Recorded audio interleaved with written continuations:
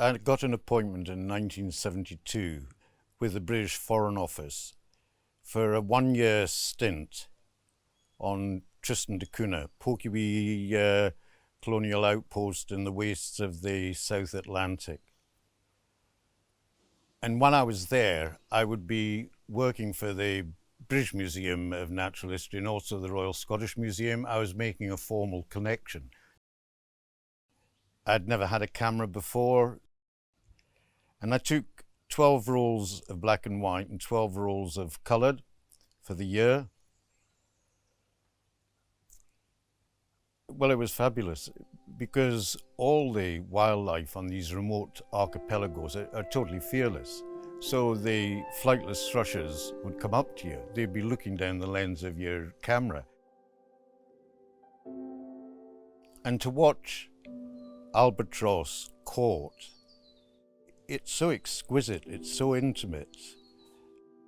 And to be able to film that and to record it was a lovely privilege and a lovely introduction to photography.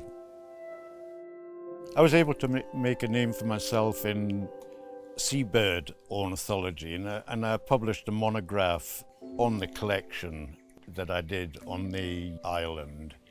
So I could sort of, after that, I could sort of rest on my laurels as regards the scientific side of it. And since then, I've just enjoyed it so much.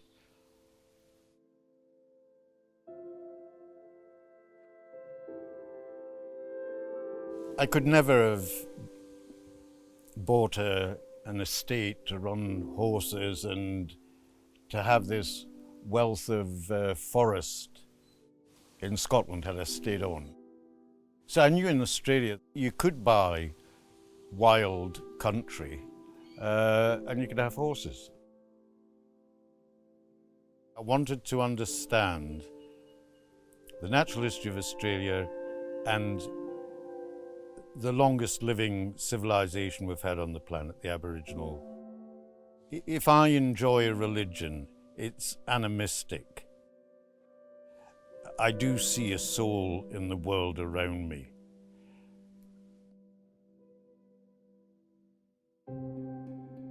I bought this property because when you come around the first U bend, you can see a peregrine ziri up on the escarpment.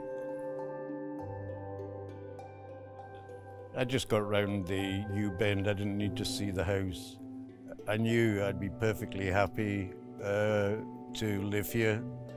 And I knew because it had subtropical rainforests and it had igneous soils that there would be a wealth of life here, and I'd become privy to it.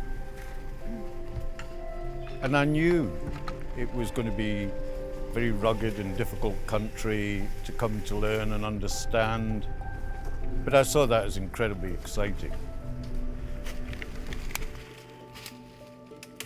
The world was just covered in lantana, 2 to 3 to 4 meters high. You couldn't access any of it, none of the trails. They were all covered over. I guess I wanted to create a world that was pre-European. But when you did, you got access to heaven. And so it was just wonderful being able to restore it.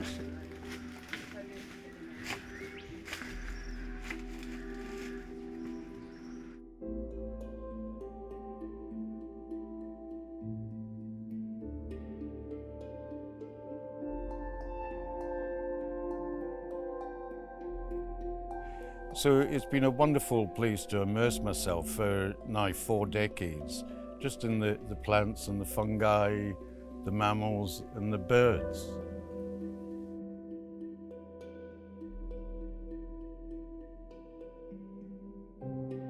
I mean, I've been very privileged as a doctor. I can fund my travels, and I tend to go to very remote places. Sub-Antarctica is my favorite, but Antarctica as well, and remote parts of Africa.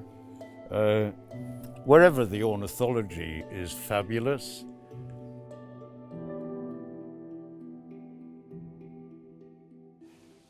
I'm terribly worried about the state of the planet because I've seen the number of vertebrates of all classes, fish,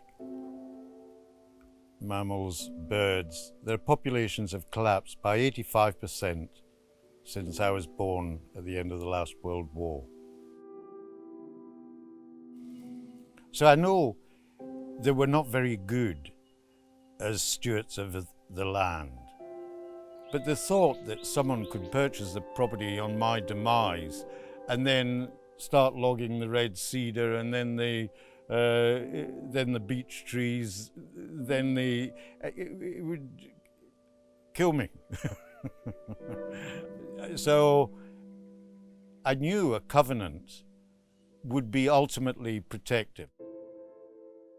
When you do covenant land, it is in perpetuity. It is fundamentally to protect something that's our heritage.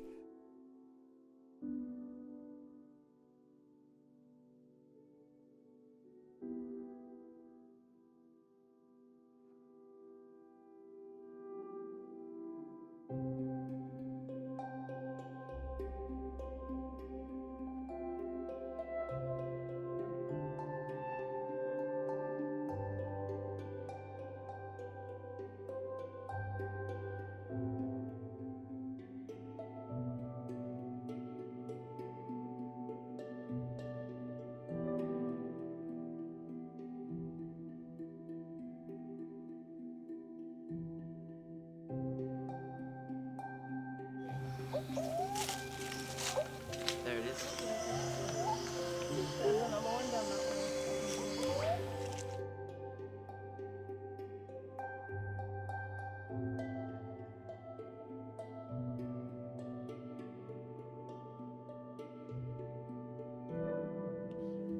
I can't remember whether I got here.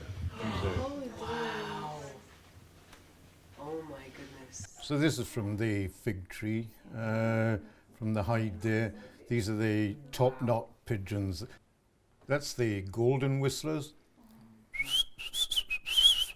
something like that. And this is the wampoos courting. The male follows around the female and they're just in a sort of slow flutter dance through the trees. The male and the female. Yep. And that might be a dad and his daughter, who's his partner. You know, I'd hate for someone agriculturally irresponsible to own this property, and I was just thinking, you know, I'm so happy it's actually under the Conservation Trust. Yeah. It's just, it was such a relief when I actually heard that, and I don't know, I think the biggest thing I took away from this today was when we arrived here, I was like, this place it's like a dream come true, honestly, it's amazing.